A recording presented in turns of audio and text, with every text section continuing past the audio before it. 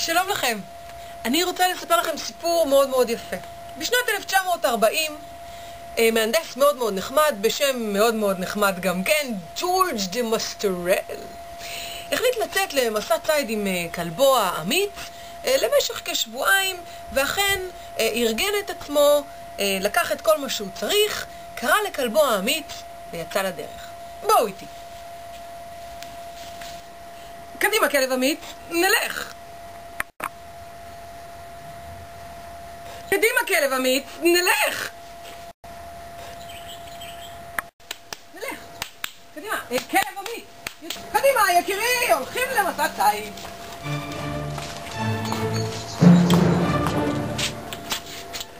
בוא.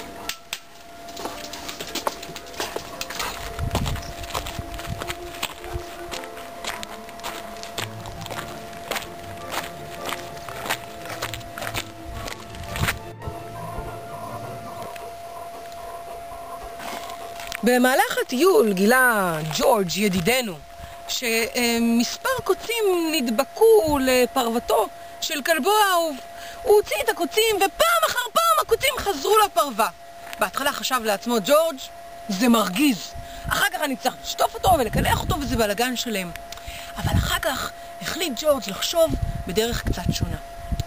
הוא הוציא את הקוצים מהפרווה ובמקום לזרוק אותם כפי שהוא עושה תמיד, הוא אמר לעצמו, אולי אני אסתכל עליהם מבעד למיקרוסקופ, כי באורח פלא אני רואה שהקוצים יכולים להידבק לכלב שלי, ואני אוציא אותם, והם ידבקו אליו שוב, ואני מוציא אותם, והם לא מרפים, הם נדבקים ונדבקים ונדבקים, מה שאומר שאולי יש כאן משהו מעניין ללמוד.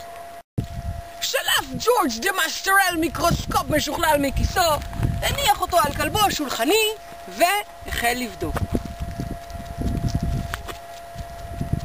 בבדיקה מעמיקה גילה ג'ורג' שלנו שהקוצים המיוחדים האלה עשויים מרשת של לולאות וקפיצים כאלה מוזרים, ובעצם הם פשוט נדבקים אחד לשני פעם אחר פעם. ואז באה לדה מסטרל שלנו הערה מדהימה. למה שלא נלמד מהקוץ הזה ונמציא המצאה שתשמש את האנושות אחר כך בדברים מדהימים?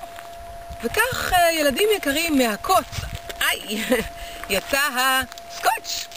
וואו, והסקוץ' הזה זה אחת ההמצאות הגדולות ביותר שהומצאו בתחום הביומימיקרי שעליו אנחנו נלמד היום. הסקוץ' הזה משמש אנשים בכל מקום, גם אתכם בבית הספר, בטוח הסקוץ' משמש, ואפילו בנאסא הבינו כבר כמה שהדבר הזה טוב ויעיל ומוצלח, והכל הודות לכלבנו האמיץ ולאדון ג'ורג' דה מסטרל, שמאז ועד היום לומדים את המצאתו הראשונה, המצאה שבעקבותיה באות המון המצאות מדהימות. אנחנו מקווים שתהנו פה היום. בהצלחה. ומאז אמר ג'ורג' מסטרל דבר אחד חשוב. לכל קרוביו וידידיו הוא אמר, אם אי פעם מישהו מכם יבקש מכם לצאת לחופשה של שבועיים, תמיד זכרו לומר לו כן, כי דברים טובים באים מהתבוננות בטבע. וגם אתם ילדים, אל תשכחו להגיד את זה לאמא ואבא כשתחזרו היום הביתה.